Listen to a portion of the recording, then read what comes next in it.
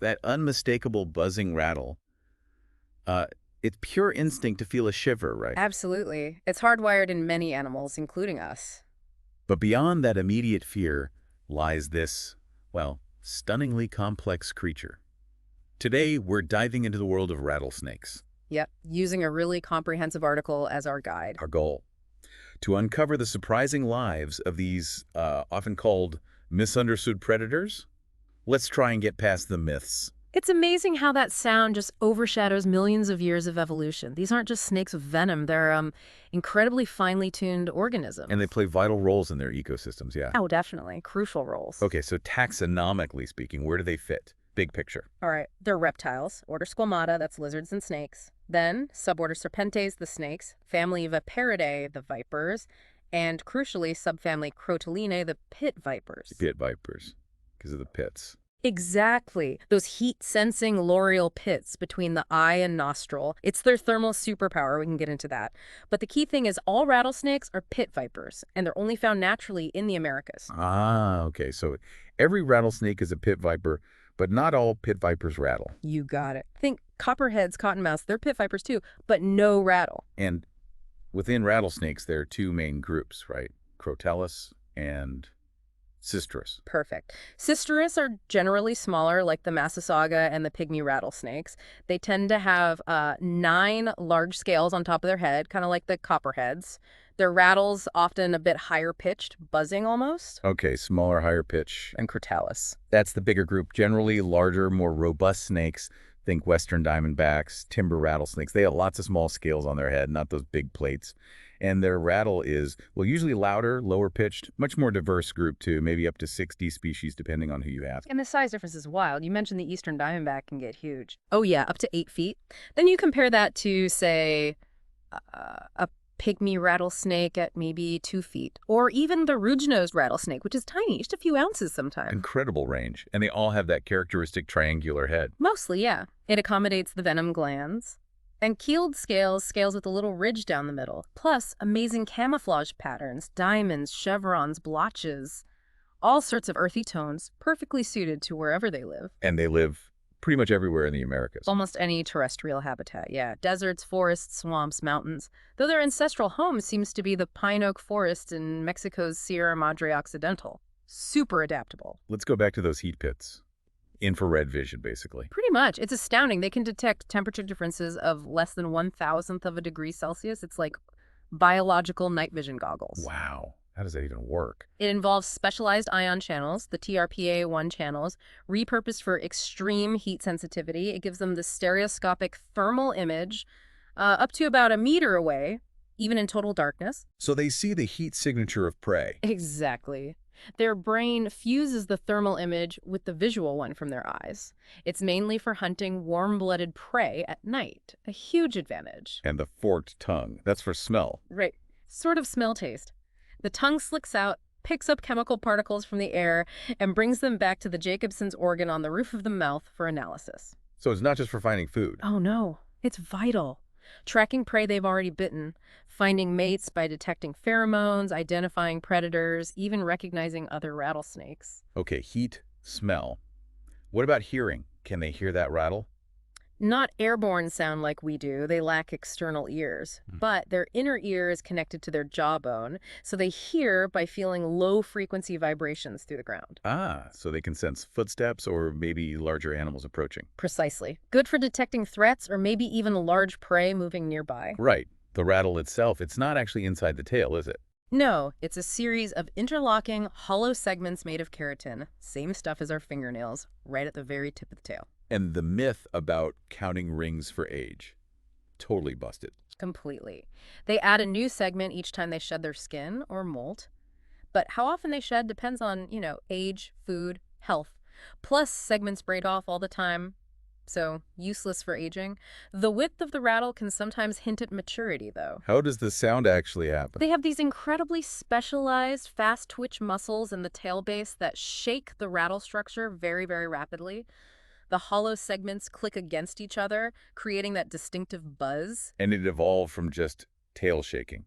Seems like it. Lots of snakes vibrate their tails when agitated, maybe rustling leaves. Natural selection likely favored snakes whose tail shaking made a more distinct warning sound, eventually leading to these specialized keratin structures.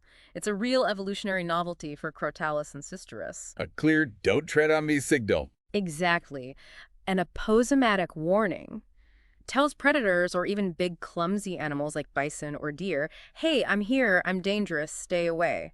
Saves the snake from wasting venom or getting hurt, and saves the other animal from a nasty bite. Win-win, sort of. And they don't just rattle randomly. Oh no, camouflage and escape are always plan A.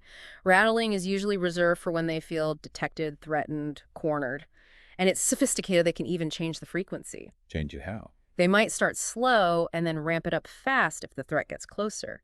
There's even evidence they can suddenly jump to a higher frequency to trick your hearing into thinking they're closer than they actually are. Clever. Okay, let's talk venom. The scary part for most people. What's its main job? Primarily, it's for predation, immobilizing or killing prey quickly, and it even starts the digestion process with enzymes. Defense is secondary. They can control the bite, right? Like a dry bite? Yes, they can definitely control whether they inject venom and how much. Dry bites, where no venom is injected, are actually pretty common in defensive situations. They don't want to waste that precious resource. And how does it get delivered? Through long, hollow fangs at the front of the upper jaw. They're hinged, so they fold back against the roof of the mouth when closed and swing forward when they strike. Venom glands behind the eyes produce the venom, and ducts lead it to the base of the fangs. Muscle contraction forces it out. It's incredibly fast. What's actually in the venom? Oh, it's a horrendously complex cocktail, mostly proteins and enzymes. You hear about hemotoxins. Right, those damage blood and tissue. Exactly. Things like metalloproteinases cause bleeding, swelling, tissue death, mess with blood clotting. Then there are neurotoxins. Affecting the nerves. Yeah. Like the Mojave rattlesnake. Yep, the famous Mojave toxin is a potent presynaptic neurotoxin. It can cause paralysis, respiratory failure. Some venoms also have myotoxins that damage muscle directly, plus a whole bunch of other stuff, hyaluronidases to help it spread, components that affect coagulation in different ways. It's intense. And it varies a lot. Hugely. Between species, but also within the same species based on geography, age, even diet. The Mojave is a classic example. Some populations have highly neurotoxic venom, type A, others highly hemorrhagic, type B, and some are intermediate. It's likely driven by an evolutionary arms race with their local prey. Which must make antivenom tricky. It definitely complicates things. Modern antivenoms like crofab cover a range of North American pit vipers, but the variation is a constant research challenge. Okay, so for humans, a bite is obviously bad news. What happens? It's a medical emergency. Locally, you get intense pain, swelling, bruising, maybe blisters, tissue damage. Systemically, nausea, vomiting, dizziness, weird taste, numbness, tingling. Severe cases can lead to shock, breathing problems, massive bleeding issues, kidney failure. Prompt antivenom is absolutely critical. But isn't there an upside? Medical uses. Surprisingly, yes. Venom is a goldmine for potential drug leads. Disintegrants from venom led to an anti-clotting drug, eptifibatide. There's research into venom components for cancer treatment, pain relief without opioids, maybe even arthritis or asthma. It's a powerful natural pharmacy, but tricky to harness safely. So shifting gears. Yeah. What's a typical day like? Are they always coiled and ready to strike? No. Mostly ambush predators. They find a likely spot, often using smell and those heat pits, coil up and wait patiently, very patient. When prey comes close, strike, inject venom, and usually release immediately. And then follow the scent trail. You got it. Follow the trail left by the dying animal using that tongue in Jacobson's organ, then swallow it whole, usually head first. What are they eating mostly? Small mammals are the staple mice, rats, voles, rabbits, squirrels, but they're opportunistic. Birds, lizards, sometimes other snakes, frogs. Young ones might eat more lizards or even insects. And defensively, rattling is sort of a last resort. Pretty much. Avoidance first. Camouflage. Staying still. Maybe slithering away. If that fails, then maybe the warning rattle. Hissing, puffing up, adopting that classic S-curve defensive posture. Striking is really the final option. They much prefer not to fight. And they have to manage their temperature, being cold-blooded. Yeah. Well, ectothermic. Right. They rely on the environment, basking in the sun to warm up, seeking shade or burrows to cool down. They're often most active at dawn and dusk, crepuscular, especially when it's hot. In cooler weather, they might be out during the day. It's all about maintaining that preferred body temp, around 80-90 degrees Fahrenheit, for digestion, movement, everything. What about winter? Do they just freeze?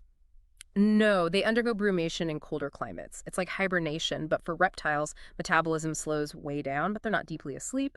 They might stir on warm days. They find hibernacula or dens, rock crevices, old mantle burrows below the frost line. And they often den together. Very often, yeah. Communal denning is common, sometimes hundreds of snakes, even different species together.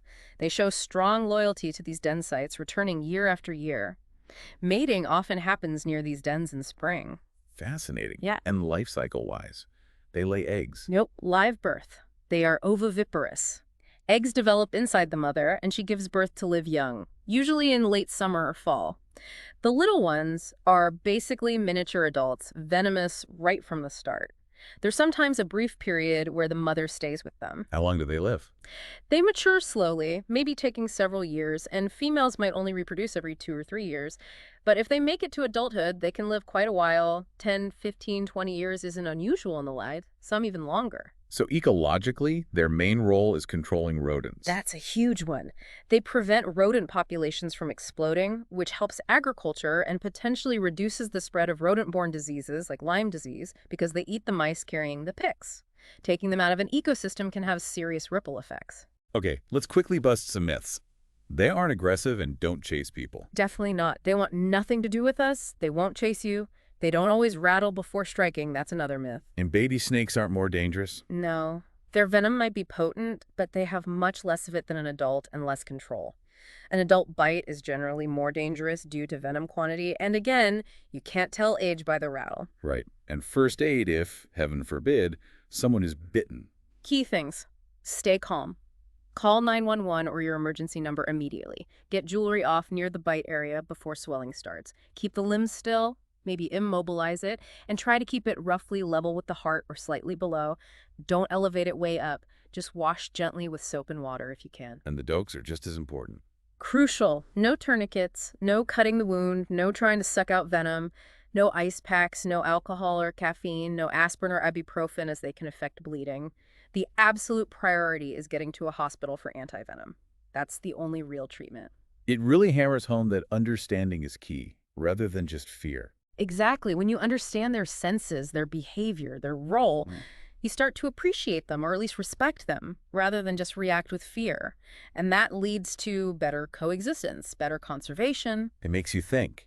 Considering this incredibly intricate evolution, these complex senses, their ecological importance. What does our deep-seated fear of them actually say about us, about our relationship with wild things we see as threats? That's a great question to ponder. Fear is natural, but maybe understanding contemporary. Something for you listening to think about. We really hope you'll maybe look into them a bit more, see these reptiles in a perhaps different light.